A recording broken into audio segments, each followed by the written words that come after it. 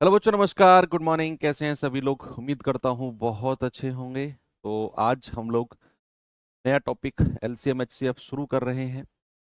अचानक से हम लोग एलसीएम एचसीएफ क्यों शुरू करने जा रहे हैं, इसका एक रीज़न है बच्चे।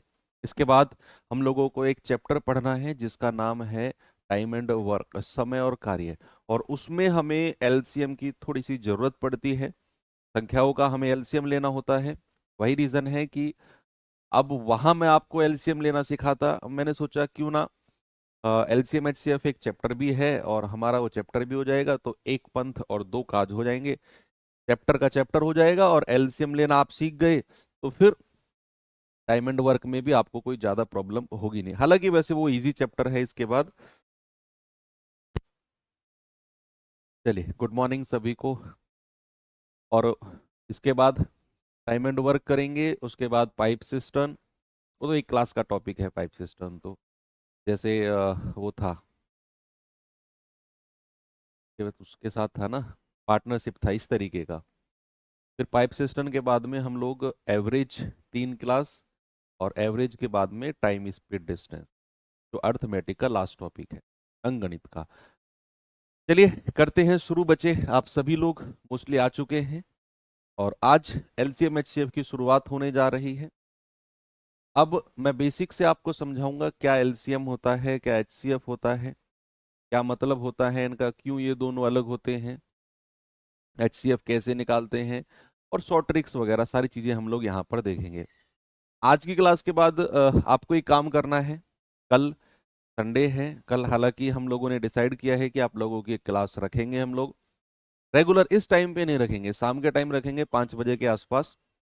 तो आपको दिन में एक काम करना है, संडे बाकी तो आपका ऑफ रहता ही है। एक काम आपको करना है कि जो यूट्यूब पर रामबाण सीरीज है उसे आप ओपन करेंगे, पर सर्च करना रामबाण सीरीज भाटी सर या रामबाण सीरीज मैथ्स। 14 क्लास की प्लेलिस्ट है, उसमें एक क्लास एलसीएम एचसीएफ की है और शायद सबसे ज्यादा व्यूज उसी के ऊपर है। I think 1 million plus views हैं उस पे।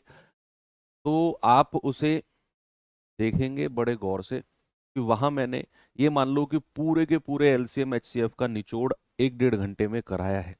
एलसीएम एचसीएफ से जितना मैक्सिमम क्वेश्चन बन सकता है और उनकी जो ट्रिक्स होती है उन सबको मैंने वहां पर डिस्कस किया है। तो चलिए हम लोग शुरू करते हैं बच्चे अपनी क्लास को। हमारा टॉपिक है एलसीएम एंड एचसीएफ। पहले मैं 2 कॉलम बनाता हूं और हम लोग देखते हैं कि इनकी फुल फॉर्म वगैरह क्या होती है। एलसीएम कोई बताएगा मुझे एलसीएम की फुल फॉर्म? और एचसीएफ, एचसीएफ की फुल फॉर्म क्या होती है? तो एलसीएम एचसीएफ पे जाने से पहले एक चीज मैं आपको और बताना चाहता हूं। अभी हम लोग थोड़ा सा इसे होल्ड करते हैं। पहले मैं आपको बताना चाहूंगा कि फैक्टर मतलब क्या होता है। चलो वो बाद में बताना, पहले आप मुझे फैक्टर और मल्टीपल, फैक्टर और मल्टीपल में डिफरेंस बताओ। ये बहुत ज्यादा इंपॉर्टेंट है। फैक्टर और मल्टीपल, फैक्टर बोले तो गुणनखंड, गुणनखंड, और मल्टीपल बोले तो गुणज, गुणज। ठीक है। तो भैया गुणनखंड क्या होता है? गुणनखंड होता है कि मान लो अगर मैं आपसे कहूं 10 और मैं आपसे कहूं 10 के गुणनखंड बताओ, तो गुणनखंड का मतलब यानी कि फैक्टर का मतलब है वो सभी संख्याएं जिनके पहाड़े में 10 आता हो। तो अगर मैं आपसे पूछूं वो सभी संख्याएं जिनके पहाड़े में 10 आता है, तो क्या वो सभी संख्याएं 10 से छोटी होंगी? आप मुझे बताओ, क्या 10 से बड़ी ऐसी कोई संख्या है जिसके टेबल में, जिसके पहाड़ा टेबल तो जानते हैं ना, तो 10 से बड़ी ऐसी कोई संख्या क्या है जिसके टेबल में 10 आता है? जैसे आप कहने लोगों 15 एकम 15, 15 दूनी 10, नहीं होता ना भाई। 10 से छोटी ही कोई संख्या होगी जिसके टेबल में 10 आता हो। तो ऐसी संख्या जिसके टेबल में, जिसके पहाड़े में वो संख्या आती हो, वो होते हैं उसके फैक्टर्स। सपोज अगर मैं आपसे कहूं, अगर मैं आपसे कहूं कि मुझे बताइए जरा, बहुत डिटेल में नहीं जाना है, बस एग्जांपल दो चार समझ के आपको डिफरेंस देखना है इन दोनों में है क्या। सपोज अगर मैंने आपसे कहा 15, तो 15 के फैक्टर्स बताइए आप मुझे। देखो हम लोगों ने प्राइम नंबर्स पढ़ा था ना, और प्राइम नंबर्स यानी कि अभाज्य संख्या में हम लोगों ने इन चीजों को देखा भी था। पढ़ा था अभाज्य संख्या, नहीं पढ़ा? नहीं पढ़ा ना, शायद अभी पढ़ेंगे तो फिर, अगर नहीं पढ़ा है तो प्राइम नंबर। ठीक है, उस पर इतना नहीं है दिमाग लगाना। तो 15 के फैक्टर्स अगर मैं आपसे पूछूं, what are the factors of 15, तो आप कहेंगे सर 15 के जो फैक्टर है ना भाई, एक तो यूनिवर्सल फैक्टर होता है, एक जो है वो सभी का फैक्टर होता है। एक के पहाड़े में सभी संख्याएं आती हैं, हर संख्या एक के टेबल में आती है। फिर 3 पंजे 15, फिर 5 से कटेगा 5 तिया 15, फिर 5 के बाद में आएगा 15 एकम 15, यानी कि खुद 15। तो आप कहेंगे सर चार संख्या के टेबल में 15 आया, तो इस 15 के कितने फैक्टर हो गए? चार फैक्टर हो गए। ऐसे ही अगर मैं आपसे कोई भी नंबर कहूं, उसके फैक्टर बड़े आराम से आप बता सकते हो। फैक्टर्स यानी कि चार फैक्टर्स हो गए। अब यहां से आप एक चीज समझे, क्या किसी भी संख्या के जो फैक्टर होंगे वो लिमिटेड होंगे, काउंटेबल होंगे। ऐसे फैक्टर्स होंगे जिनको आप काउंट कर सको। अगर मैं आपसे कहूं 100 के फैक्टर बताओ, तो आप उन सभी संख्याओं को बता दोगे जिनके टेबल में 100 आता है। अगर मैं आपसे कहूं 1000 के फैक्टर बताओ, तो आप उन सभी संख्याओं को मुझे बता दोगे जिनके टेबल में 100 आता है या 1000 आता है। यहां से एक बात का निष्कर्ष निकला कि भैया अगर मैं किसी भी संख्या के गुणनखंड, किसी भी संख्या के फैक्टर आपसे पूछ रहा हूं ना, तो वो काउंटेबल है, वो लिमिटेड है फैक्टर्स। अगर उसी चीज को मैं गुणज से पूछूं, गुणज का मतलब होता है मल्टीपल, का मतलब होता है कि भैया अगर मैं आपसे कहूं कि मुझे जरा बताइए 8 के गुणज, तो 8 के गुणज का मतलब है वो सभी संख्याएं जो 8 के पहाड़े में आती हैं। देखो, फैक्टर का मतलब होता है वो सभी संख्याएं जिनके पहाड़े में 8 आता है, जिनके टेबल में 8 आता है, वो हो गए फैक्टर। लेकिन अगर मैं कहूं वो सभी संख्याएं जो 8 के टेबल में आती हैं, वो सभी संख्याएं जो 8 के पहाड़े में आती हैं, तो ऐसी कितनी संख्याएं हो सकती हैं बच्चे? अगर मैंने आपसे कहा मुझे बताओ 8 के गुणज कितने होंगे, 8 के गुणज, 8 के गुणज कितने होंगे? आप कहेंगे 8 एकम 8, 8 दूनी 16, 8 तिया 24, 8 चौक 32। अब ये मत कहना सर 8 धाम 80 तक होगा, बस 80 से आगे भी 8 से कटने वाली संख्याएं मिलती जाएंगी। वो टेबल यानी कि पहाड़े ही आप लोग 8 धाम 80 तक पढ़ते हो। इसका मतलब ये बिल्कुल नहीं है कि 8 धाम 80 तक ही मामला खत्म हो जाएगा। फैक्टर इन हिंदी लैंग्वेज लिखा तो मैंने गुणनखंड। तो अगर मैं आपसे कहूं वो सभी संख्याएं जो 8 के पहाड़े में आती हैं, वो क्या होंगी? इसका गुणज होंगी। और ये कहां तक जाएगा? ये अनंत तक जाएगा, इनफाइनाइट तक। ऐसी इनफाइनाइट संख्या हो सकती है जो 8 के टेबल में, भाई आप हर संख्या को 8 8 8 8 जोड़ते चले जाओ, सारी संख्या आपको 8 का मल्टीपल, 8 का गुणज मिलती चली जाएंगी।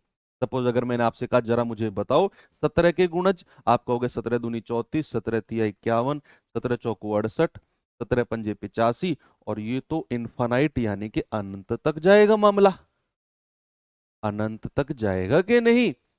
तो अगर मैं आपसे कहूं कि किसी भी संख्या के गुणज कितने हो सकते हैं, गुणज कितने हो सकते हैं, आप कहेंगे सर इनफाइनाइट हो सकते हैं। अगर मैं आपसे कहूं किसी भी संख्या के फैक्टर कितने हो सकते हैं, आप कहोगे सर वो लिमिटेड होते हैं, उन्हें हम काउंट कर सकते हैं। ये दो डिफरेंस ही मुझे आपको बताना था, फैक्टर और मल्टीपल में, क्योंकि इसका यूज हमें यहां देखने को मिलेगा। जब मैं एलसीएम की फुल फॉर्म लिखूंगा तो इसका मतलब होता है, एल का मतलब होता है लीस्ट, सी का मतलब होता है कॉमन, और एम का मतलब होता है मल्टीपल। मल्टीपल, लीस्ट का मतलब होता है सबसे छोटा, सबसे छोटा, सबसे छोटा। और कॉमन का मतलब होता है समान, और मल्टीपल का मतलब होता है गुणज। ठीक है भाई, डेफिनेशन आपने और ये फुल फॉर्म वगैरह आपने रट रखो, लघुत्तम लघुत्तम लघुत्तम करते रहते हो आप लोग। मैं आपको इसकी फुल फॉर्म से ही इसका मतलब बता दूंगा, एलसीएम का मतलब होता क्या है। मैंने बोला लीस्ट, कॉमन, मल्टीपल। लीस्ट बोले तो सबसे छोटा, कॉमन बोले तो समान और मल्टीपल बोले तो गुणज। अब आपको उल्टा पढ़ना है, पेन साइड में रख दो और इसको उल्टा पढ़ो, रिवर्स पढ़ो, रिवर्स। सबसे पहले ये वर्ड पढ़ो गुणज, रुक जाओ थोड़ी देर के लिए। गुणज, गुणज सर ने बताया था कि उस संख्या के पहाड़े, उस संख्या के टेबल में आने वाली सारी संख्याएं, गुणज। गुणज के बाद में पढ़ो समान, और फिर इन दोनों को एक साथ पढ़ो, इन दोनों को अब एक साथ पढ़ो, आप कहोगे समान गुणज, यानी कि कॉमन मल्टीपल होना चाहिए। अगर मैं दो संख्याओं का एलसीएम आपसे पूछूं तो आप कहेंगे सर उनका कॉमन मल्टीपल, उनका कॉमन गुणज, यानी कि वो संख्या जो पहली वाली के पहाड़े में भी आती हो और दूसरी के में भी आती हो। अब तीनों, तीसरे वर्ड को भी ले लो और इसे भी इनके साथ पढ़ो, सबसे छोटा समान गुणज। यानी कि अगर मैं आपसे चाहे दो संख्या का, चाहे तीन का, चाहे चार का एलसीएम पूछ रहा हूं, एक तो उनका गुणज होना चाहिए चारों का, पहाड़े में आना चाहिए चारों के में, समान होना चाहिए चारों में, और सबसे छोटा होना चाहिए, सबसे छोटा। अब फॉर एग्जाम्पल अगर मैं आपसे कहता हूं भैया 4, 6 और 8 का मुझे एलसीएम बताओ, तीन संख्या है 4, 6 और 8, 4, 6 एंड 8 का एलसीएम। तो आप चार के पहाड़े लिखो, चार के पहाड़े, 4 एकम 4, 4 दूनी 8, 4 तिया 12, 4 चौक 16, 4 छिंग 24, 4 पंजे 20, सॉरी 4 पंजे 20, क्या कर रहा हूं मैं, 4 पंजे 20, 4 छिंग 24, 4 सत्ते 28, 4 अट्ठे 32, 4 नाम 36, 40, और ये चलता जाएगा, ये कहीं रुकेगा नहीं, ये चलता जाएगा। फिर हम आगे बढ़े, 6 का बताना जरा। आप कहेंगे 6 एकम 6, 6 दूनी 12, 6 तिया 18, 6 चौक 24, 6 पंजे 30, 6 छिंग 36, 6 सत्ते 42, ये चलता जाएगा। 8 एकम 8, 8 दूनी 16, 8 तिया 24, 8 चौक 32, 8 पंजे 40, 8 छिंग 48, इसमें 48 भी लिख लो आगे, है ना, 6 8 48। इसमें और थोड़ा आप आगे बढ़ा सकते हो, 44, 48 डॉट डॉट। अब आपको क्या करना है, आपको इन तीनों का एलसीएम लेना है। तो अब फिर से वो पढ़ो भैया, गुणज होना चाहिए।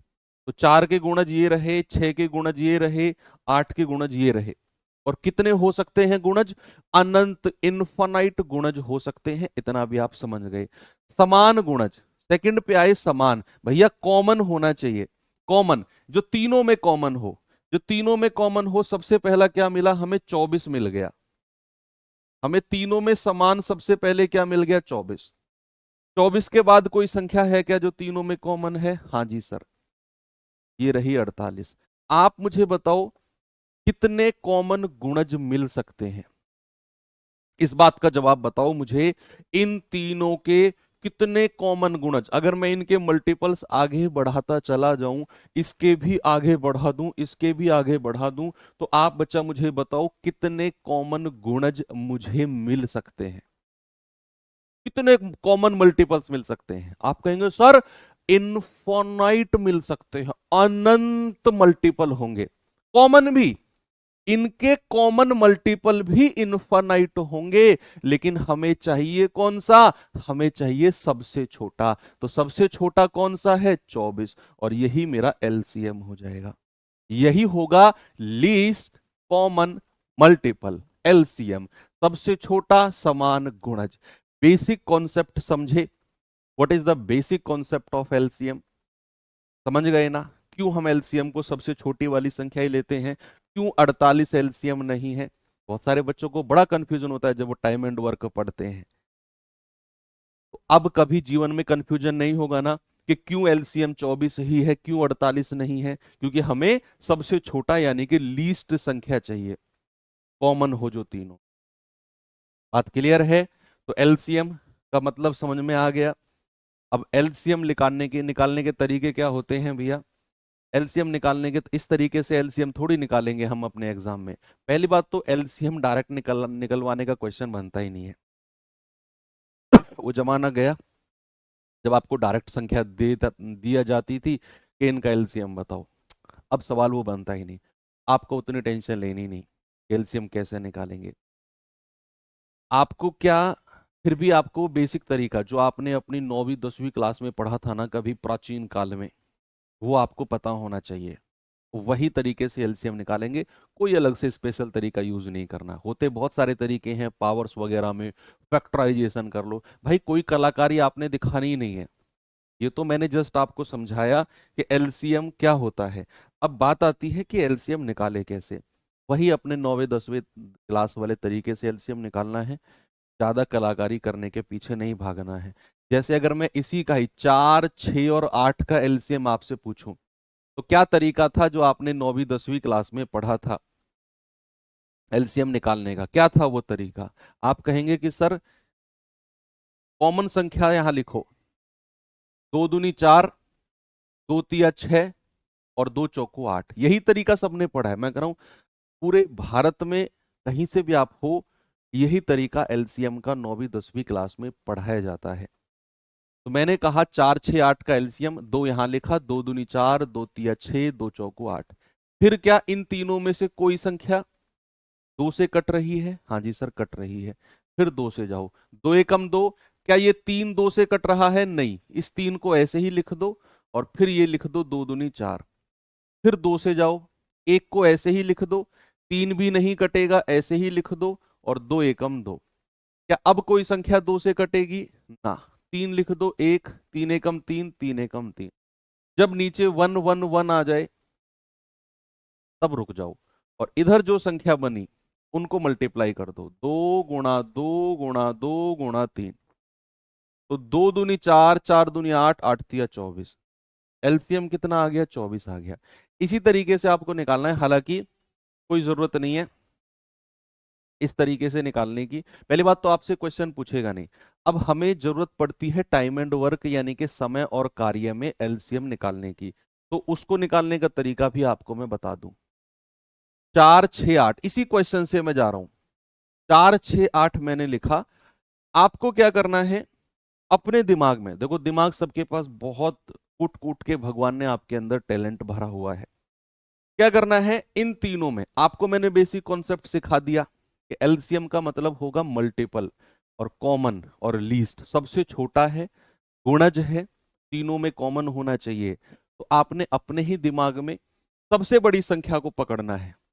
ये जो मैं बता रहा हूं आपको कॉन्सेप्ट, ये आपको टाइम एंड वर्क में बहुत काम करेगा, बहुत काम। टाइम एंड वर्क में इस तरीके से एलसीएम निकालने की जरूरत नहीं पड़ेगी आपको। जो मैं तरीका बता रहा हूं अगर ये आपने सीख लिया, सबसे बड़ी संख्या को पकड़ो, अपने ही दिमाग में सबसे बड़ी संख्या का पहाड़ा पढ़ना शुरू कर दो, और उस पहाड़े उस टेबल पे आके रुक जाओ जो 6 के में भी आता हो और 4 के में भी 4 से भी कटता हो। जैसे मैंने कहा 8 एकम 8, 8 एकम 8, क्या 6 से कटता है 8? नहीं। फिर आ जाओ 8 दूनी 16, क्या 6 से कटता है 16? नहीं। फिर आ जाओ 8 तिया 24, क्या 6 से कटता है सर? हाँ, 6 चौक 24। 4 से भी कटता है, 4 छिंग 24। तो यही मेरा एलसीएम हो जाएगा। और ये तरीका आप देखना, टाइम एंड वर्क में आप ऐसे उड़ा दोगे सवाल को। अब अगर सपोज मैं आपसे पूछूं, जरा मुझे बताना 12 16 और 24 का, 12 16 24, जल्दी से मुझे इसका एलसीएम बता दो। और चाहे आप इस तरीके से करो, ये तो आपका पुराना तरीका है जो स्कूल में गुरुजी सिखाते थे हम लोगों को। और ये तरीका जो मैंने आपको बताया है कि सबसे बड़ी संख्या में पकड़ो और उसका पहाड़ा पढ़ना दिमाग में ही शुरू कर दो। आप कहेंगे सर अगर संख्या बहुत बड़ी बड़ी हुई तो? भैया जब आप, मैंने बोला ना टाइम एंड वर्क चैप्टर में, समय और कार्य जो इसके बाद पढ़ेंगे, उसमें बहुत बड़ी बड़ी संख्या वो आपको नहीं देगा, वो ऐसे ही संख्या देगा, बहुत कॉमन कॉमन सी। बहुत बड़ी आएंगी तो फिर हमारे पास इस तरह का है ही कॉन्सेप्ट। तो अब आपने 24 को पकड़ा, तो 24 एकम 24, 16 के पहाड़े में 24 नहीं आता है। फिर आप कहोगे 24 दूनी 48, 16 के पहाड़े में आता है क्या? 16 तिया 48, 12 चौक 48, बिल्कुल सर यही एलसीएम हो जाएगा। यही क्या हो जाएगा? एलसीएम। एक और पूछता हूं चलो मैं आपसे। मैंने कहा 14 21 और 35, जल्दी से बताइए मुझे, 14 21 और 35 एलसीएम बताएंगे मुझे 14 21 और 35 का। आप चाहो अपने बेसिक तरीके से जा सकते हो, और अगर आप चाहो तो उस तरीके से भी जा सकते हो। लगाओ बच्चे जल्दी से दिमाग। सबसे बड़ी संख्या का पहाड़ा पढ़ना शुरू कर दो, और जहां पर वो आपको संख्या मिले जो इससे भी कटे और इससे भी कटे, वही आपका जवाब होगा। आप कहेंगे सर 35 से कम 35, 21 से नहीं कटता। 35 दूनी 70, 21 से नहीं कटता। 35 तिया 105, 21 से तो कटता है, 21 पंजे 105, लेकिन 14 से नहीं कटता। 14 से 105 कहाँ कटेगा? तो 35 का आगे चलो, 35 चौके 140। भैया 21 से कटता है क्या? नहीं सर। तो फिर आगे बढ़ो। 35 पंजे कितना होता है? 175। 175 क्या 21 से कटता है? नहीं सर। 35 छिक्के कितना होता है? 210। 35 छिक्के कितना होता है? 210। 21 से कटता है? हाँ जी सर 21 धाम 210। 14 से कटेगा? 14 कम 14, 14 पंजे 70, बिल्कुल कटेगा। यही एलसीएम हो जाएगा। यही क्या हो जाएगा? एलसीएम हो जाएगा। That's it. नहीं करेंगे तो अपने इस तरीके से कर लो कि भैया यहां पर आप लिखो 14, 21 और 35। दो से जाएंगे क्या? कोई एक भी संख्या दो से कट रही है? तो सत्ते 14, 21 और 35। तीन से जाए क्या? 7, 3 सत्ते 21, 35 ऐसे ही लिख लो। 5 से जाए क्या? एक संख्या तो कट रही है 5 से, तो 7, 7, 5 सत्ते 35। अब 7 से आ जाओ, 1, 1, 1। गुणा करेंगे, 2 गुणा 3 गुणा 5 गुणा 7। तो 2 तिया 6, 6 पंजे 30, 3 सत्ते 21, 210। कितना आ गया? 210। इस तरीके से कर लो। किसी को वो नहीं या पहाड़े नहीं याद है या नहीं आप मल्टीपल कर सकते हो, तो इस तरीके से कर लो। ओके, चलो। अब ये तो हो गया एलसीएम। एलसीएम ये मत करना सर कोई शॉर्ट ट्रिक वॉट ट्रिक, कोई जरूरत भी नहीं है आपको और निकालना भी नहीं है। क्वेश्चन पूछेगा भी नहीं डायरेक्ट एलसीएम का। पहले पूछे जाते थे, अब से 15-20 साल पहले, जब लोगों के पास उतने रिसोर्सेज नहीं थे। अब तो अब क्वेश्चन जो पूछे जाएंगे वो एलसीएम एचसीएफ, बहुत बड़ा चैप्टर है। नाम सुनने में छोटा लगता है लेकिन बहुत बड़ा चैप्टर है। बहुत सारे टाइप्स इसमें हैं, अभी आप धीरे धीरे आगे देखेंगे। तो बहुत सारी चीजें हैं, एक क्वेश्चन उनको पूछना है। अब वो क्यों डायरेक्ट संख्याओं का एलसीएम पूछ के क्यों इतने बड़े चैप्टर को बेकार करेंगे वो लोग? अच्छा क्वेश्चन पूछेंगे ना। चलिए, तो एलसीएम का बेसिक कॉन्सेप्ट आपको आया समझ में। अब हम पढ़ते हैं थोड़ा एचसीएफ। एचसीएफ क्या होता है बच्चा? एचसीएफ क्या होता है? एचसीएफ की फुल फॉर्म बताना जरा मुझे। What is the full form of HCF? जैसे हमने एलसीएम का ऑपरेशन किया ऐसे हम एचसीएफ का करेंगे। तो बच्चे एचसीएफ का मतलब होता है हाईएस्ट। एच बोले तो हाईएस्ट, और सी बोले तो कॉमन, और एफ बोले तो फैक्टर। एफ बोले तो क्या? एफ बोले तो फैक्टर। अब फैक्टर अभी अभी मैंने आपको थोड़ी देर पहले बताया, फैक्टर मतलब होता है गुणनखंड।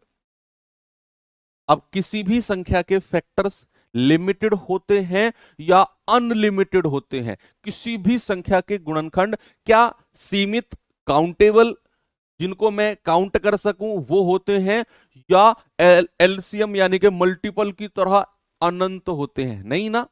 फैक्टर बोले तो काउंटेबल, यानी कि किसी भी संख्या के अगर मैं फैक्टर की बात करूंगा तो इतने होंगे कि मैं उन्हें काउंट करके बता सकूं, 2, 4, 5, 10, 20 इतने फैक्टर हैं जी, काउंट कर सकता हूं मैं।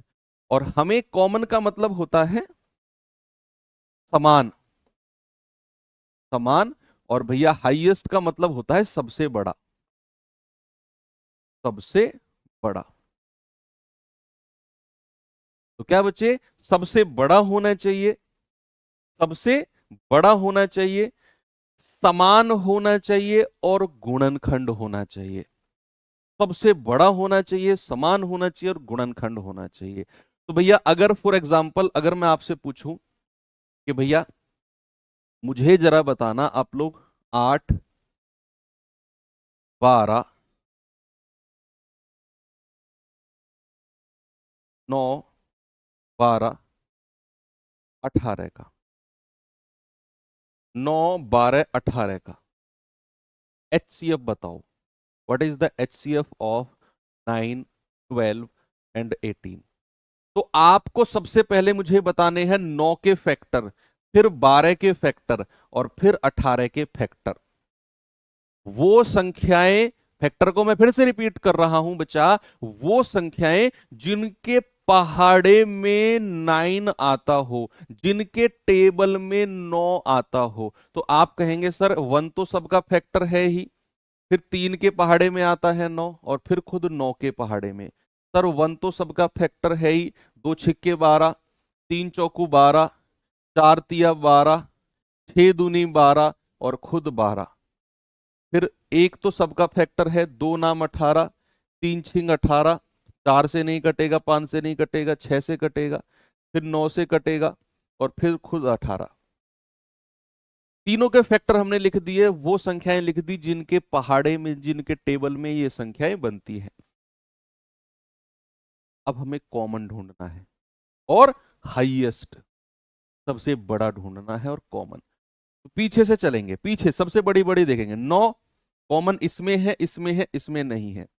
3 पे आ जाओ, तीनों में कॉमन है, तो सबसे बड़ा फैक्टर यही हो जाएगा, और यही मेरा HCF हो जाएगा। यही क्या हो जाएगा बच्चा? HCF, यानी कि हाईएस्ट कॉमन फैक्टर हो जाएगा। बात सही है? बोलिए। रिकॉर्डेड क्लास है शायद, हाँ सही, सही अंदाजा लगा रहे हो, रिकॉर्डेड क्लास। क्या तुम्हें क्या लगता है, मैं बीच बीच में 10-20 लोगों के नाम लेकर कमेंट पढ़ता रहूं तब तुम्हें विश्वास होगा लाइव है? ये अच्छा रहेगा क्या? क्लास का रिदम सही रहेगा उससे? बीच बीच में 10 लोगों के नाम के, भाई ये कमेंट इनका है, ये कमेंट इनका है, ये कमेंट इनका है, एक सवाल कराऊं 10 कमेंट पढ़ूं, एक सवाल कराऊं 10 कमेंट पढ़ूं, ऐसे माहौल ठीक लगेगा आपको? बोलो। नहीं ना? 3 है ना सबका? हमें चाहिए गुणनखंड, चाहिए ये सारे गुणनखंड हैं, ये 9 के, 12 के, 18 के, समान होना चाहिए। होने को तो समान 1 भी है। आप कहेंगे सर होने को तो समान 1 भी है, लेकिन हमें सबसे बड़ा चाहिए। सबसे बड़ा वो 3 है जो तीनों में कॉमन है। आप कहेंगे सर 9 भी तो कॉमन है, लेकिन वो इन दोनों में कॉमन है, 12 में कॉमन नहीं दिख रहा मुझे। वो 12 में कॉमन नहीं दिख रहा बच्चे, इसीलिए मैंने 9 को रिजेक्ट कर दिया। तो इसीलिए 3 मेरा सही जवाब है। आप कहेंगे सर 6 भी तो है। बच्चे 6 इन दोनों में कॉमन है, यहां पर नहीं है। HCF क्लियर हो गया? अब चलिए, ये तो हो गया HCF की डेफिनेशन। अब हम चलते हैं how to find the HCF। HCF निकालने की ट्रिक बताऊंगा आपको मैं। यस, HCF निकालने की अच्छी ट्रिक है। पहले HCF हम बेसिक तरीके से उसी से पढ़ेंगे जो हमने स्कूल वगैरह में पढ़ा है। ये तो LCM हो गया। अब हम HCF देखते हैं। संख्या कौन सी थी, उन्हीं को ले लेते हैं। 9, 12, 18 को ही ले लेते हैं। तो मैंने 9, 12 और 18 को ले लिया। अब HCF आपने 9वीं 10वीं क्लास में पढ़ा होगा, याद तो किसको है, कैसे निकालते हैं? एटलीस्ट इतना तो याद है कि हाँ, जैसे मैंने ये लिखा कुछ कुछ ऐसे ही निकालते थे सर। मैं ये नहीं कर रहा हूं कि बिल्कुल आपकी बहुत शार्प मेमोरी है कि जो 9वीं में पढ़ा वो आपको याद ही होगा। किसी को भी याद नहीं रहता है, मुझे भी याद नहीं था कि क्या 9वीं 10वीं में पढ़ा, कौन पढ़ता है ढंग से 9वीं 10वीं में। लेकिन एटलीस्ट इतना तो पता होता है कि हाँ, कुछ इस तरीके का था डिजाइन जो हमने देखा 9वीं 10वीं में। डिजाइन तो याद है ना आप सबको? डिजाइन कुछ ऐसा ही होता था जब सर इस तरीके से क्लास में बनाते थे, तो डिजाइन याद रहना चाहिए बस। तो अब इसमें क्या होता है, आपको यहां पर देखो, एलसीएम के केस में तो हम लोग क्या करते हैं कि यहां पर 2 लिखा, 2 तीनों को कट गया, फिर मैंने 2 लिखा। अब जरूरी नहीं, देखो ये 3 से 2, 3 जो है 2 के पहाड़े में नहीं आया, 3 को मैंने ऐसे ही नीचे लिख दिया, 2 एकम 2, इस 3 को ऐसे ही लिख दिया, 2 दूनी 4। फिर 2 से गया, ये 1 ऐसे ही लिख दिया, इस 3 को ऐसे ही लिख दिया, 2 एकम 2। लेकिन HCF के केस में ऐसा नहीं होना चाहिए। HCF के केस में, HCF के केस में आपको यहां पर वही संख्या लिखनी है जो तीनों को डिवाइड करे। यहां पर वही नंबर लिखना है जो 9 को भी डिवाइड करे, 12 को भी करे, 18 को भी करे। यहां पर आपको वही संख्या लिखनी है जिसके पहाड़े में, जिसके टेबल में, जिसके टेबल में 9 भी आता हो, जिसके टेबल में 12 भी आता हो, जिसके टेबल में 18 भी आता हो।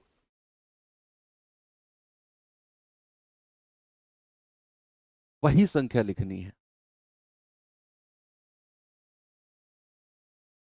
ओके, तो क्या मैं 2 लिख सकता हूं?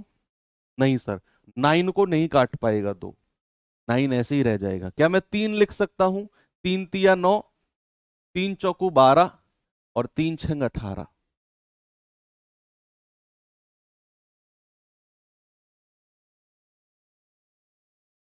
3 तीनों को डिवाइड करेगा। ओके, क्या अब कोई संख्या है जिसे मैं यहां पर लिख दूं कि जो तीनों को डिवाइड कर दे? आप मुझे बता दो, कोई ऐसा नंबर आपको समझ में आ रहा है? 1 के अलावा, 1 तो सब है, 1 को लिखने की जरूरत नहीं है, 1 को लिखने की जरूरत नहीं है। मैंने कहा यहां पर ऐसी कोई संख्या लिखो जो 3 को भी डिवाइड कर दे, 4 को भी कर दे और 6 को भी कर दे। क्या ऐसा कोई नंबर आप बता पाएंगे मुझे? अब नहीं है सर। अब जैसे ही नंबर रुक जाए वहीं पर आपको एंड कर देना है। जो संख्या बची बचा वही आपका एचसीएफ हो जाएगा। वही क्या हो जाएगा? आपका एचसीएफ हो जाएगा, दैट्स ऑल। अब जैसे आपसे मैं पूछूं कि भैया 24, 36 और 48, जरा मुझे एचसीएफ बताओ इनका। 24, 36 और 48 का। फिर मैं आपको ट्रिक बताता हूं, एचसीएफ निकालने की ट्रिक बताता हूं फिर मैं आपको, और वो इतनी अल्टीमेट ट्रिक होगी ना, मजा आएगा।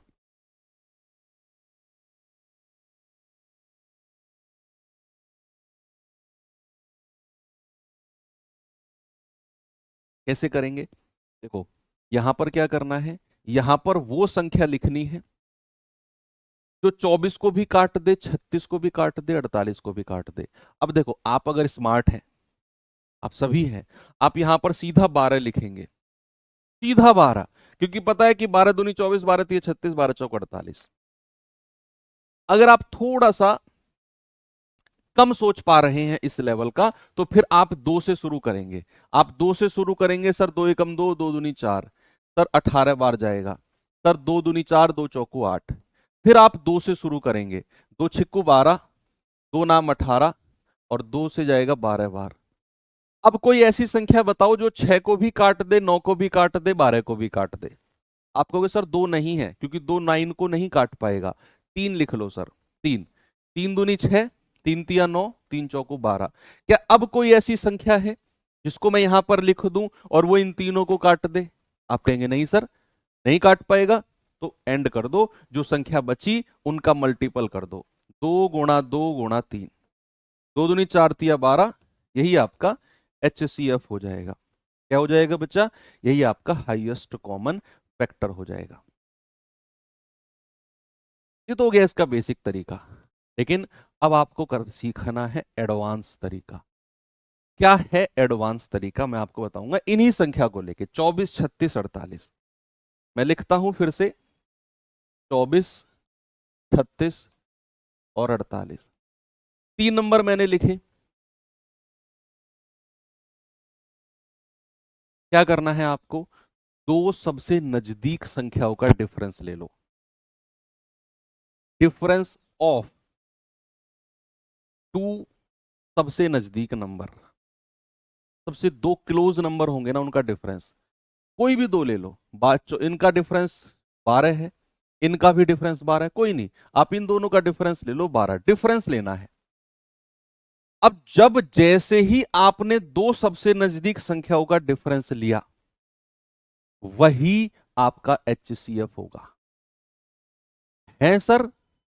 अगर, पूरी बात तो सुनो मेरी, पूरी बात तो है, तो तुमने बहुत जल्दी कर दिया।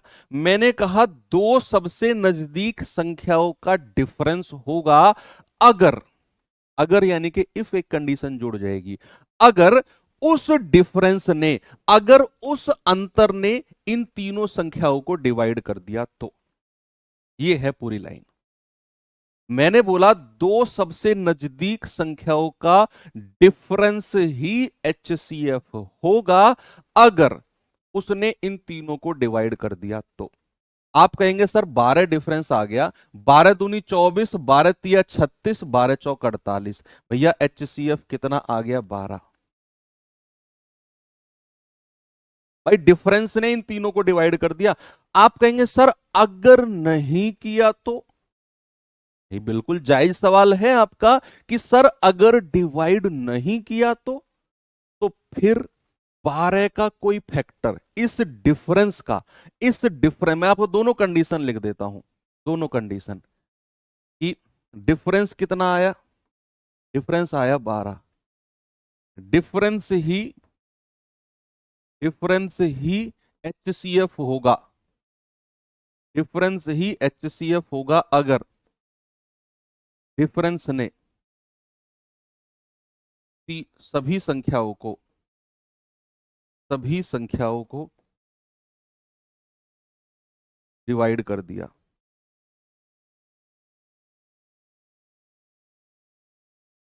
डिफरेंस ही HCF होगा अगर डिफरेंस ने सभी संख्याओं को डिवाइड कर दिया, अन्यथा अगर नहीं किया, अगर डिवाइड नहीं किया तो डिफरेंस का, डिफरेंस का ही कोई फैक्टर, डिफरेंस का ही कोई फैक्टर, डिफरेंस का ही कोई फैक्टर HCF होगा। यानी कि ये मान के चलो कि 12 इनका डिफरेंस है, दो का, 12 ने तीनों को डिवाइड कर दिया, 12 HCF है। लेकिन अगर ये 12 तीनों को डिवाइड नहीं करता तो 12 का कोई फैक्टर, फैक्टर तो आप समझते हैं आप, हाँ देखा, एक बच्चा कह रहा है सर 6 भी तो इनको डिवाइड कर रहा है तीनों को। सब बात तो सही है बच्चे की, भाई मैंने कहा 12 ने इनको डिवाइड कर दिया, एक बच्चा कह रहा है सर 6 भी तो इनको डिवाइड कर रहा है, 6 चौक 24, 6 छिंग 36, 6 8 48। आप मुझे बताओ क्या HCF 6 होगा, और अगर नहीं होगा तो क्यों नहीं होगा, 6 HCF क्यों नहीं होगा? भाई बात उस बच्चे की सही है कि भैया 6 ने भी इन तीनों को डिवाइड कर दिया, तो 6 HCF क्यों नहीं है? एक बच्चा कह रहा है सर 3 ने भी डिवाइड कर दिया, ऐसे तो 3 अट्ठे 24, 12 तिया 36, 16 तिया 48, 3 भी HCF क्यों नहीं होगा? कोई बताएगा मुझे? एक कह रहा 4 ने भी कर दिया सर, हाँ बिल्कुल सही है, 4 ने तीनों को डिवाइड कर दिया, 4 HCF क्यों नहीं होगा? क्योंकि तुमने शुरू में जो मैंने HCF डिवाइड करके HCF की डेफिनेशन आपको बताई ना, वो आपने ढंग से सुनी ही नहीं मेरी बात। क्या बोला मैंने? गुणनखंड होना चाहिए, समान होना चाहिए, और ये वर्ड पे फोकस करो बच्चा, सबसे बड़ा होना चाहिए। 3 भी डिवाइड कर रहा है, 3 से बड़ा 4 है, 4 भी डिवाइड कर रहा है, 4 से बड़ा 6 है, 6 भी डिवाइड कर रहा है लेकिन 6 से बड़ा 12 है, और 12 से बड़ा कोई संख्या नहीं होगी, 12 से बड़ी कोई संख्या नहीं होगी जो इन तीनों को डिवाइड करे। हो तो बताओ। आपने जिसने भी क्वेश्चन पूछा उन सब ने 12 से छोटी संख्या ही बताई मुझे, उन सभी ने 12 से छोटी संख्या कि सर 6 क्यों नहीं है, 4 क्यों नहीं है, 3 क्यों नहीं है, 12 से बड़ी किसी ने भी नहीं बताई कि सर वो क्यों नहीं है, क्योंकि कोई 12 से बड़ी संख्या है ही नहीं जो इन तीनों को डिवाइड कर दे। 12 सबसे बड़ी है, इसीलिए मेरा जवाब 12 है, इसीलिए मेरा आंसर 12 है, क्योंकि मुझे हाईएस्ट नंबर चाहिए, और वो हाईएस्ट इन दोनों का सबसे नजदीक संख्याओं का डिफरेंस, और अगर उसने डिवाइड तीनों को नहीं किया तो उसका कोई गुणनखंड, वो ऑप्शन से मिल जाएगा हमें। ऑप्शन जब दिए होंगे ना, वो ऑप्शन से मिल जाएगा, ज्यादा दिमाग लगाने की जरूरत नहीं है, ऑप्शन में ही उसका कोई फैक्टर देख लेंगे, उसे चेक कर लेंगे। फिर एक कह रहा गुरु जी 18 काट रहा है, 2-2 सेंटीमीटर कान काट दूंगा यहाँ तुम्हारे नीचे से, अगर 18 ने काट दिया तो। 18 इन तीनों को काटे ना काटे पर तुम्हारे कान 2-2 सेंटीमीटर जरूर कट जाएंगे। तीनों को काट दिया 18 ने, 18 या 48, 18 दूनी 36, 18 एकम 24, अरे काट तो दिया। भाई वाह, ये तो मैंने सोचा ही नहीं। सही कह रहा है बच्चा, 18 एकम 24, 18 दूनी 36, 18 तिया 48, 18 ने तीनों को काट दिया। बहुत दिमाग लगाते हो, तो ये आपके जवाब नहीं होंगे ना, बात सही है। तो एलसीएम निकालना आप सीख गए, HCF निकालना आप सीख गए। यही बेसिक थ्योरी थी LCM HCF की। अब आप टाइप वाइज जाने के लिए तैयार हो। आप टाइप वाइज जाने के लिए तैयार हो। मैं क्या टाइप 1 शुरू कर दूं अब? बहुत सारे लोगों को ये बेसिक LCM HCF नहीं पता होता है जो हमने अभी पढ़ा है ये। ठीक है, अब आप इतना LCM HCF पढ़ चुके हो कि आप किसी और को पढ़ा सको। कोई और आपसे अगर LCM HCF का कुछ भी सवाल पूछे ना बेसिक में जाके, आप उसको समझा सकते हो कि भैया क्यों यही HCF होगा, क्यों यही LCM होगा। चलिए, टाइप आप, मेरा फोकस ये नहीं रहता है कि बच्चा सवाल कर ले, मेरा फोकस रहता है कि बच्चा एटलीस्ट समझे और लंबे समय तक उस चीज को याद रखे कि मैंने ये जो किया वो क्यों किया, या फिर मैं जो ये इसका इस तरीके से सवाल को कर रहा हूं मैं क्यों कर रहा हूं। ठीक है, चलिए आते हैं टाइप 1 के क्वेश्चन पे। टाइप 1 का पहला सवाल आपके सामने ये रहा।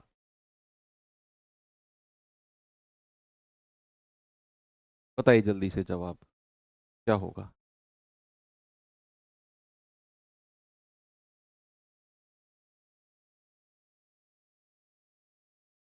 कह रहे 8, 12, 15, 21 का एलसीएम क्या होगा।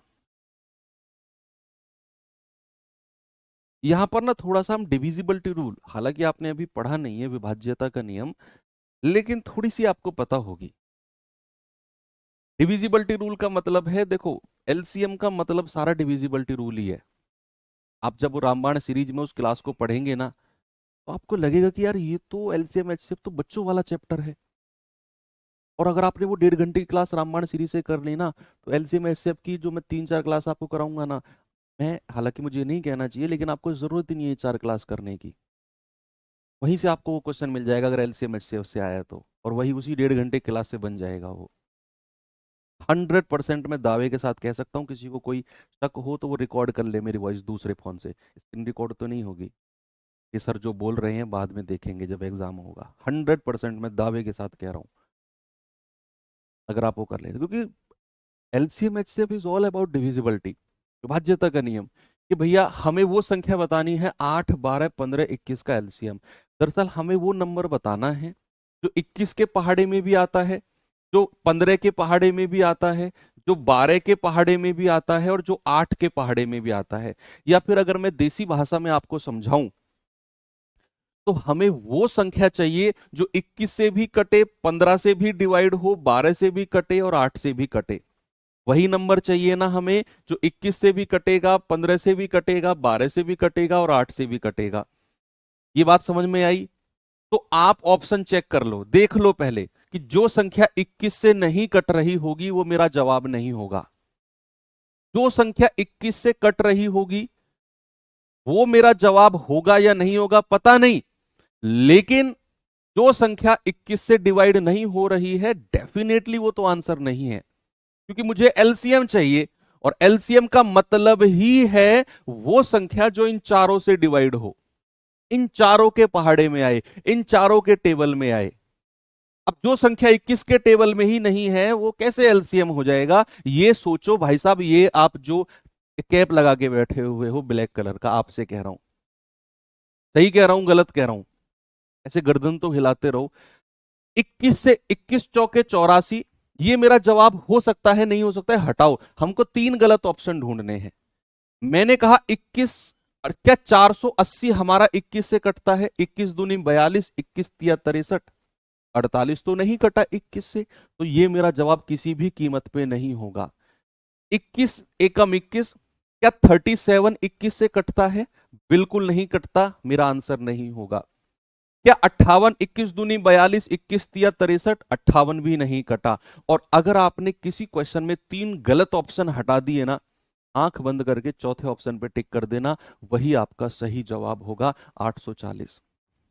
अब आप कहेंगे सर अगर दो ऑप्शन ऐसे होते, अगर दो ऑप्शन ऐसे होते जो 21 से कट रहे होते, तो फिर आप उन दोनों ऑप्शन में इतनी सारी संख्याओं की डिविजिबिलिटी किसी एक की कर लेते, उन दोनों में से एक ऑप्शन हट जाता भाई, क्योंकि हमें तो वो संख्या चाहिए जो इन चारों से कटे।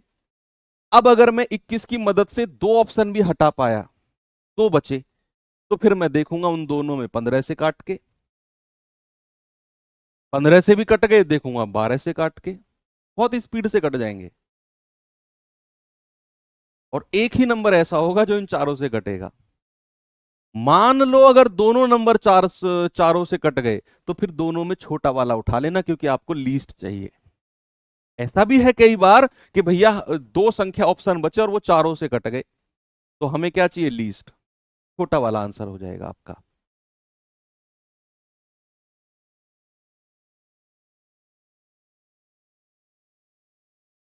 ठीक है। अब इसको आप बेसिक से जाना चाहो तो आपकी मर्जी है, बेसिक से चले जाओ कि यहां पर लिखो 8, यहां पर 12, यहां पर 15 और यहां पर 21। तो भाई किससे जाएं, दो से चले जाएं, दो चौको 8, दो छिक्के 12, 15 ऐसे ही रहने दो, दो से नहीं कटेगा, 21 भी ऐसे ही लिख दो। फिर दो से जाएं, दो दूनी 4, दो तिया 6, 15 ऐसे ही लिखो, 21 ऐसे ही लिखो। फिर दो से आ जाओ, 1 3, 15 और 21। अब तीन से आ जाओ, एक, तीन एकम तीन, तीन पंजे 15, तीन सत्तू 21। अब पांच से आ जाओ, एक एक, पांच एकम 5 और 7। अब सात से आ जाओ, एक एक एक एक, सब एक एक हो गया। इनको मल्टीप्लाई कर दो, दो दूनी 4, दूनी 8, तिया 24, 24 पंजे 120, 120 की सात में गुणा करोगे तो 840, 120 की सात में गुणा करोगे तो 840।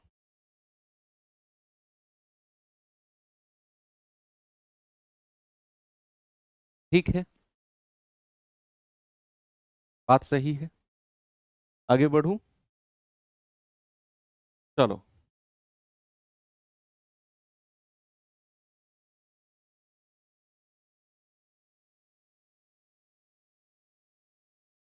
ये सवाल बताइए जरा।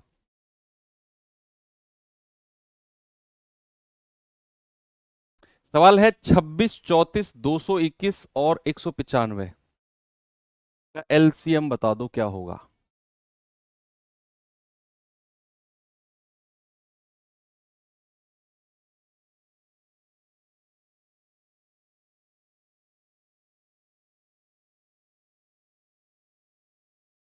भाई साहब आप, जिसने मफलर ऐसे सर पे बांधा हुआ है क्रांतिकारी की तरह, जवाब नहीं दे रहे हो आप, दिख रहे हो मुझे, ऐसे बांध के रखे हो जो।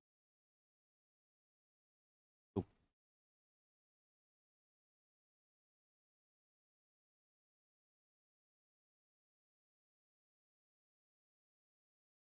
देखो, आपको इनका एलसीएम बताना है, मतलब आपको वो संख्या चाहिए जो 26 के पहाड़े, 26 के टेबल में भी आए, 34 के में भी आए, 221 के में भी आए और 195 के टेबल में भी आए।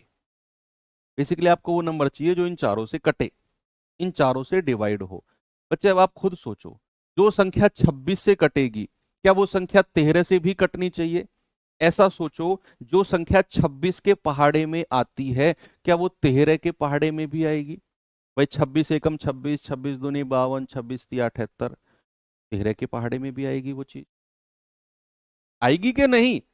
बिल्कुल आएगी। तो ऐसे सोचो, जो संख्या 26 से कट रही है वो 13 से भी कटेगी, 26 का आधा 13 होता है। अब 13 से कटने वाली जो संख्या नहीं है, वो किसी कीमत पर जवाब नहीं होगा। तीन गलत ऑप्शन को ढूंढना है हमें, सही ऑप्शन नहीं ढूंढना। हमें गलत ऑप्शन ढूंढने हैं, हमारा फोकस ही गलत ऑप्शन को ढूंढना है, सही ऑप्शन की तरफ सोचो ही मत। आप 13 से काट के देखो, 13 पंजे 65, एक 127 बचा है, क्या 13 127 से कटता है? 127 जो है क्या वो 13 से कटता है? 13 निम्मा 117, 13 धाम 130, 127 तो बीच में रह गया ना। 13 पंजे 65, बचा 32, 13 से कटता है क्या? नहीं। 13 पंजे 65, हासिल का एक, 13 एकम 13। सही ऑप्शन को ट्रिक मत लगाओ, टिक मत लगाओ, ये तो कट गया 13 से, 13 पंजे 65, एक, 13 एकम 13, कट गया 13 से। इसको देखो, 13 पंजे 65, आगे 90 बचा, क्या 13 से कटता है? ना। आपने तीन गलत ऑप्शन ढूंढ लिए। अब तीन गलत ऑप्शन ढूंढ लिए तो चौथा अपने आप सही हो जाएगा। आप कहें कि सर अगर दो ऑप्शन ऐसे होते जो 13 से कटते, तो फिर मैं 34 को देखता कि जो संख्या 34 से कट रही है 17 से भी कटेगी, क्योंकि 17 दूनी 34 होता है। 17 दूनी क्या होता है? 34 होता है। तो फिर मैं उन दो ऑप्शन में 17 की डिविजिबिलिटी देख लेता। बस इतना ही सोचना है, ज्यादा दिमाग लगाना ही नहीं है आपने। बात समझ में आ गई? बेसिक से करना चाहिए, आपकी मर्जी है, खुद कर लेना बेसिक से, 26, 34, 221 और 195 लिख के खुद कोशिश करना आप, जो भी आएगा। सर 221 से काट सकते हैं क्या? जीवन में टेंशन कम है क्या तुम्हारे में? कम टेंशन है क्या जीवन में? बताओ, कम है तो बताओ, मैं और थोड़ी सी दे देता हूं आपके जीवन में टेंशन। इतनी बड़ी संख्या की डिविजिबिलिटी चेक करोगे, आप कहोगे हाँ सर वो 3 बार कट रहा है, 221 या 663, इतना दिमाग लगाना ही क्यों? ओके।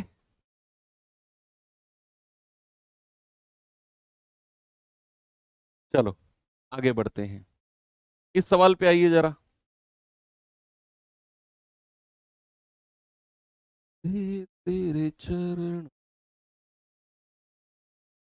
जहाँ तेरे चरण।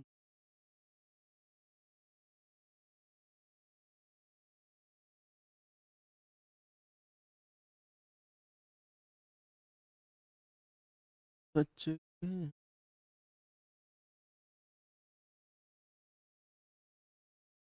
हक।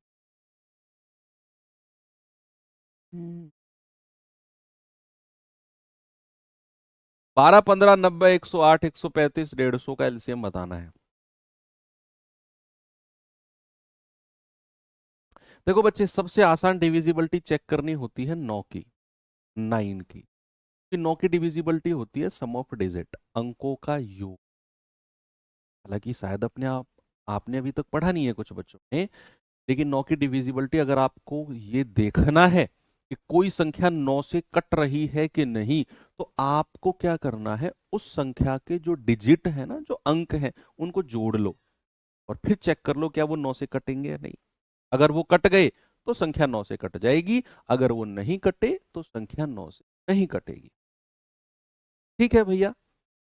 तो आप यहां देखो, आपको वो संख्या चाहिए जो 12 से भी कटेगी, 15 से भी, 90 से भी, 108 से भी, 135 से भी और 150 से भी। वही संख्या चाहिए आपको।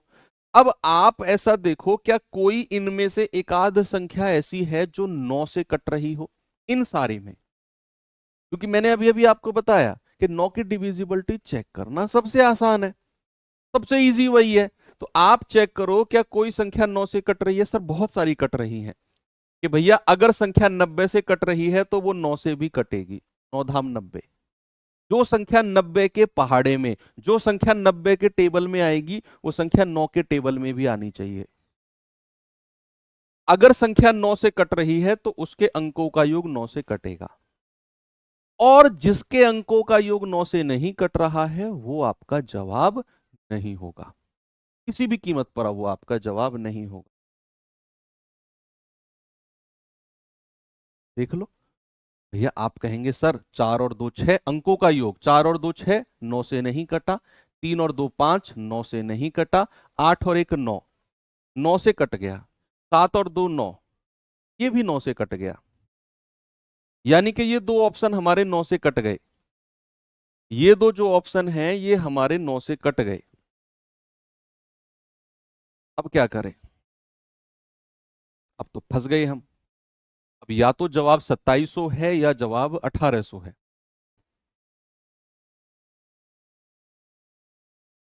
बताइए कैसे जवाब दें सवाल का? भैया अब मोटी मोटी डिविजिबिलिटी चेक करें क्या? मोटी मोटी डिविजिबिलिटी, यानी कि संख्या 12 से भी कट रही है 2700, 1800 भी कट रही है, 15 से ये भी कट रही है, ये भी कट रही है।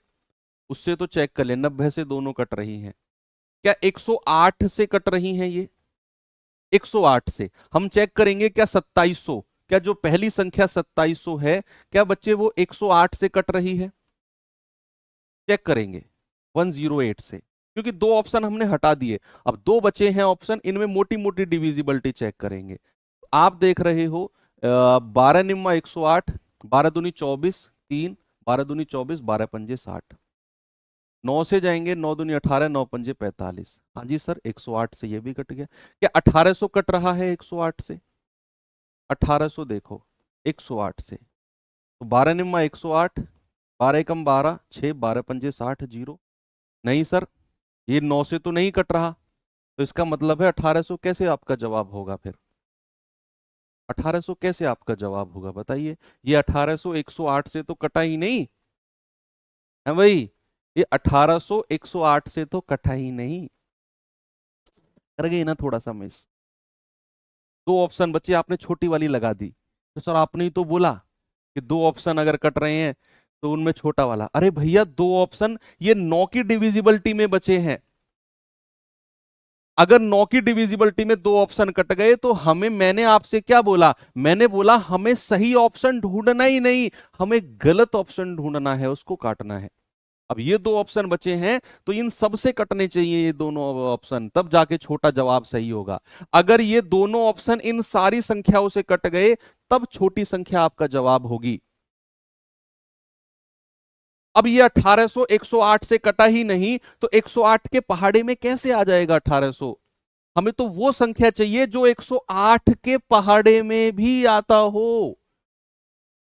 सर आपने ही तो बोला था छोटी संख्या। भैया मेरी पूरी बात सुनो, तुमने आगे पीछे की लाइन काट दी, बीच वाली याद रखी कि आपने ही तो बोला था। मैंने पूरी लाइन क्या बोली थी कि अगर ये दो ऑप्शन इन सारी संख्याओं से कटें तब जाकर छोटी संख्या आपका जवाब होगा। देख लो पीछे यही बोला होगा मैंने, लेकिन आपने सबकी डिविजिबिलिटी चेक करी ही नहीं। मैंने कहा 108 से 1800 कटता ही नहीं है तो कैसे जवाब होगा ये आपका? तब जाकर ये चौथा ऑप्शन सही हो जाएगा। हो सकता है आपको अभी टाइम लग रहा हो इस तरह से सवाल करने में, लेकिन आप वो रामायण सीरीज की क्लास देखकर अपने क्वेश्चंस को इस तरीके से करने की कोशिश करेंगे, प्रैक्टिस करेंगे। आप भरोसा करो, जब आप स्क्रीन पे क्वेश्चन देखोगे शायद पेन आप भूल जाओ, जरूरत ही ना पड़े, स्क्रीन पे ऐसे उंगली चलाओगे आंसर लग जाएगा कि यही आंसर है।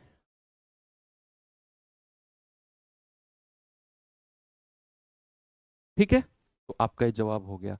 आप इसे बेसिक से चाहो तो कर लेना खुद इस तरीके से, तो ये मेथड है। चलो ये जवाब बताओ जल्दी से बच्चे।